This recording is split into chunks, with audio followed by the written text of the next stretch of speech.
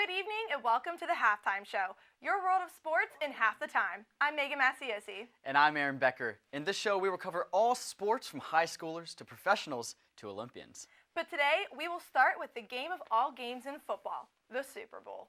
There is more history between these two teams than you'll realize. It's been 13 years since the Philadelphia Eagles have made a Super Bowl appearance. Their opponent, Tom Brady and the New England Patriots. The Patriots look to seal their dynasty with another back-to-back win, while Tom Brady looks to put another ring on his finger.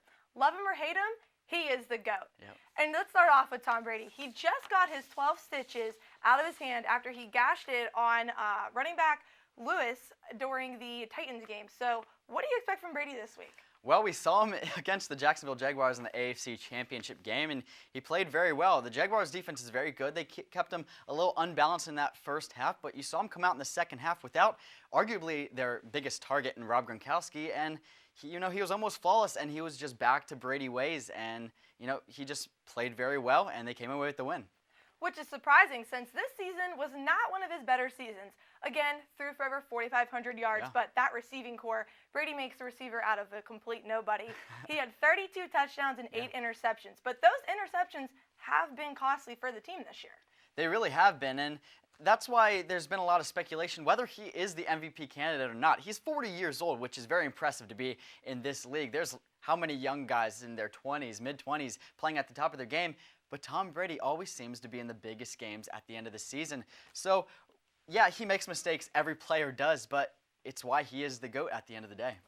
As well with that, he's never had a losing season since he started. No. Which is incredible. And he's only missed the playoffs twice in those 2 years. And that one, he tore his ACL. He did. And the other one, they went 9-7. And like you said, they've never had a losing season. That's incredible. Between Tom Brady and Bill Belichick, they've had 15 consecutive seasons that they've won their division and made the playoffs. And there's nothing more you can argue about that combo.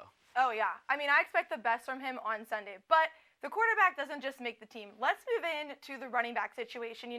During draft season this year, if you played fantasy football, you didn't know who to draft. There had Mike Gillespie, you had Lewis, I had James White, and of course Luke didn't play him is when he, of course, exploded. So, but the last coming weeks, you noticed that Lewis became the #1 back. And so I think getting the running game started for them, especially against this Eagles defense, would be beneficial. But how big has Lewis been to the team?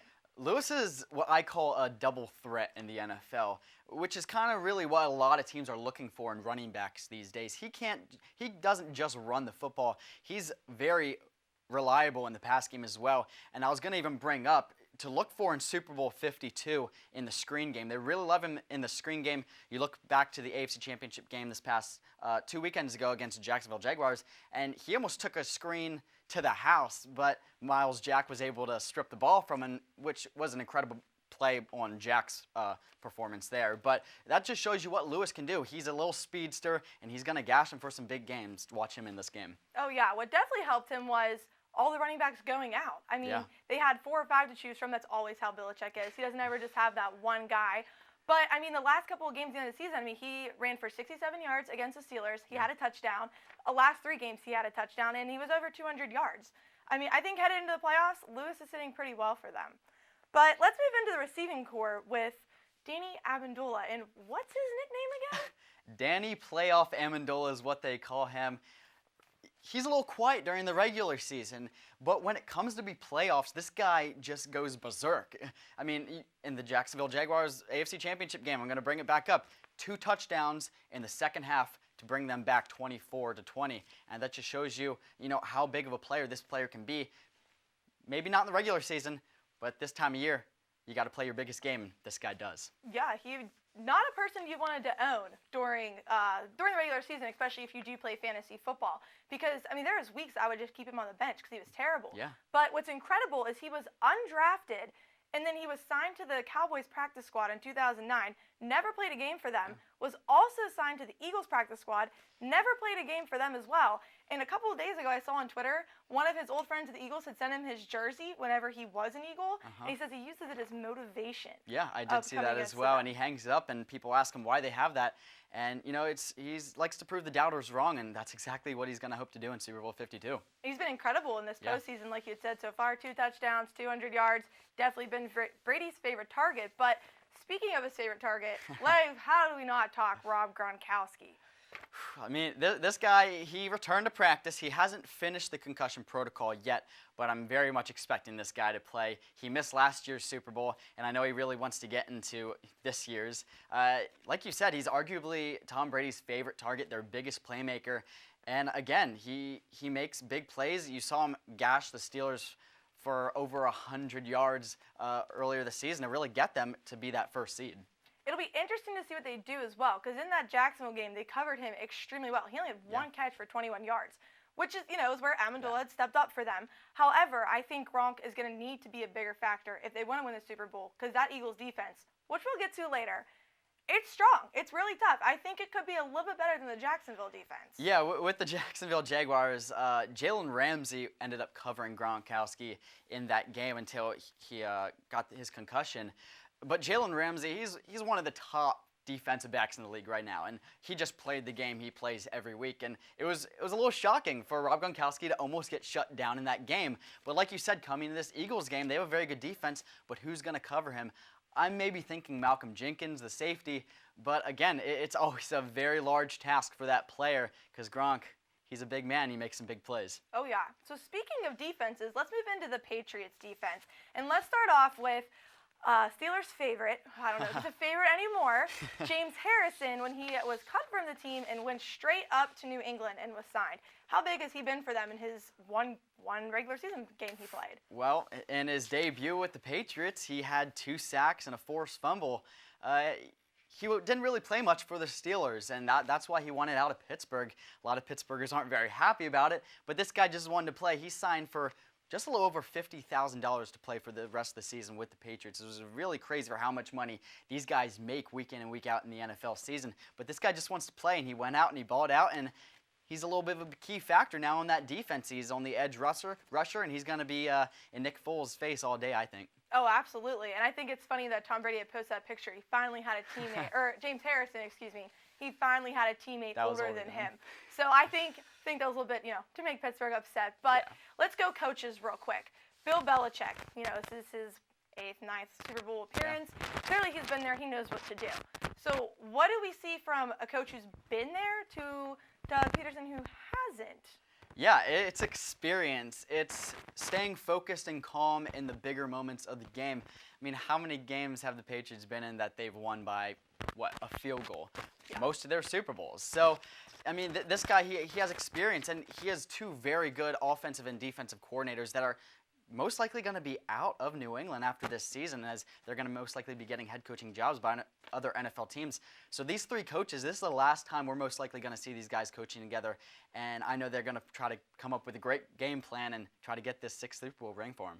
Absolutely. And since we're on the Eagles with their head coach, let's move into the Eagles quarterback situation. Yeah. They had Carson Wentz. He was arguably a favorite for the MVP this season. Then week 14, tears his ACL. Comes out later, he also has a partially torn IT band. So we might not even see him week 1 next year. But Nick Foles, he really stepped in and commanded this team. I was nervous until I watched the divisional game, and he blew me away. I was shocked. Yeah, just to comment on Carson Wentz quick, his last play in the NFL this past season was a touchdown. He ran for a touchdown against the Rams, and that just shows you how big of a playmaker Carson Wentz was. And when he went down and tore his ACL in that game, the Eagles one was ruled out because Nick Foles, he's been on a few different teams as backup quarterbacks over the last few years, and not a lot of people expected a lot from him. And like you said, he came out and he just made plays. He won them games. They finished #1 seed in the NFC, and taking on the Falcons, winning that game, taking on the Vikings, winning in stellar fashion, and now he's in the biggest game of his career. Absolutely, which is crazy because he was contemplating retiring before the season started. But let's move, like I said, because, quarterback doesn't just make the team. Let's move into the trade for Ajay Ajayi from the Dolphins. Let's see, who got the better end of that deal? I would say the Eagles. I mean, this guy, I'm surprised the Dolphins let him go for the season he had last year and the season he was even having this year. But I guess the Dolphins are just looking to get some picks, maybe start to build that team up. But for the Eagles, they got a big playmaker, and not just Jay Ajayi. They have LeGarrette Blount, who played for the Patriots. And this 1-2 combo has been very, very difficult to stop. If one gets tired, the other one's going to come in. And I think they're both starting running backs, and to have them be interchangeable all throughout a game is just going to keep this Patriots defense maybe a little tired, which can give this Eagles team a chance to win this game. They definitely remind me of whenever Pittsburgh had Willie Parker and Jerome Bettis, the 1-2 punch. So that'll be interesting. But another great receiving core is in with the Eagles. You have Aguilar, you have Jeffrey, and you have Smith. So what have they meant, especially now for Nick Foles, to have such a great receiving core around him? Yeah, they brought in Alshon Jeffrey this year, and he's been a fantastic big play target down the field. I mean, this guy, I think he's like 6'3", and he has hands of steel. He can bring him those long bombs, and it's really given Carson Wentz and now Nick Foles that target that they really haven't had in the last few years. And to have that playmaker down the field, it opens up other things over the middle with Nelson Aguilar. He's in his second season, and Torrey Smith that they brought in from the 49ers. So when these three players are all at the top of their game, which I think they need to be, obviously, to beat this Patriots team, this Eagles team can be very hard to stop, even with Nick Foles at quarterback.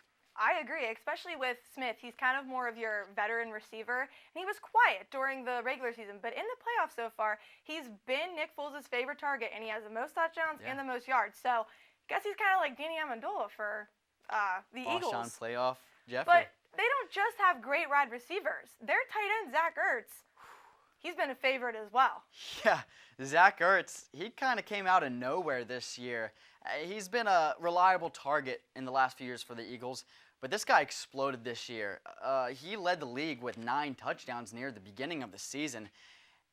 He was near the top of the receiving yards with the top receivers in the league. So, yeah, this guy, he makes plays when they need him. And, yeah, like you said, he's just another playmaker for this Eagles offense. And, looking over these two teams, the Eagles are being seen as the underdogs, but I think they have a chance to surprise some people in this Super Bowl. Oh, absolutely, especially since Ertz really reminds me of that Travis Kelce type person for the Eagles. But I don't think the Chiefs have nearly the receiving core as what the Eagles do. So he's even great. And during the regular season, he was averaging like 7 to 8 targets a game, which for a tight end is unheard of. Yeah. But, okay, the offense is great. They're high-powered. But the defense is really where I think they're going to get New England. Yeah, this defense is stout. There's very little weakness in this Eagles defense. They're at the top of the rankings in defense throughout this entire season. They have a fantastic secondary, like I said, led by the safety Malcolm Jenkins. And then you have the linebackers, Brandon Graham, who's been dominating at that position this season. And Fletcher Cox, the defensive tackle, he really wants to get in Brady's face this game. He's come out and he said he's never watched a Super Bowl, which is pretty crazy. Really? But it's because he never wanted to watch anything, that he wasn't a part of. So he's finally in a Super Bowl, and he's playing probably the biggest opponent he might ever face in his career, in the biggest game of his career, and he really wants to get after Brady, and I'm really excited to see that matchup of Fletcher Cox versus that Patriots offensive line trying to get to Tom Brady all day. Even though Cox does not watch the Super Bowl, Chris Long, the middle linebacker, he was just in it for the Patriots and won last year with the Patriots, left in the offseason. He's kind of older. People thought he'd be washed up. He wouldn't be great. He's 32, so yeah, for a linebacker, he is older. But he has done tremendous, not only in the locker room, but on the field for them this year. So what do you expect from Chris Long on Sunday? Yeah, Chris Long is another great defensive player on that line. He's just going to be trying to get after Tom Brady. And like you said, he played for the Patriots last year. So maybe in practice, maybe the ones went against each other, and he knows some weaknesses in that offensive line of the Patriots. And maybe he's going to try to exploit some of that in this Super Bowl. Maybe try to come away with a sack or two, put Brady on his back, try to get the win. I agree. Now let's just touch real quick on outside linebacker Nigel Bradham. He stepped in for Jordan Hicks, who ruptured his Achilles week 2. And obviously, he's the one who calls the plays on the field. So Malcolm Jenkins was saying that he was the unsung hero of the Eagles. So real quick, what do you expect from him this week? He's a fast player. He's a little bit of a younger player. He's got speed, and he's going to be maybe helping out guarding Gronk over the middle. You can't have Jenkins on Gronk 100% of the game. It's just the way football goes with different schemes and whatnot. So I think they're going to use him maybe with some underneath zone reads and see if he can maybe get a pick if Brady wants to go to Gronk a little bit too much. Exactly. Well, thank you so much, Aaron. Thank you for your analysis. It was great. Thanks for being part of the very first show. And next week we will have a recap of the Super Bowl, the outcome of it. We will also have a recap of the halftime show with Justin Timberlake with special guest Nicole, and we'll even touch on the Olympics. Thanks for joining us. We'll see you next time.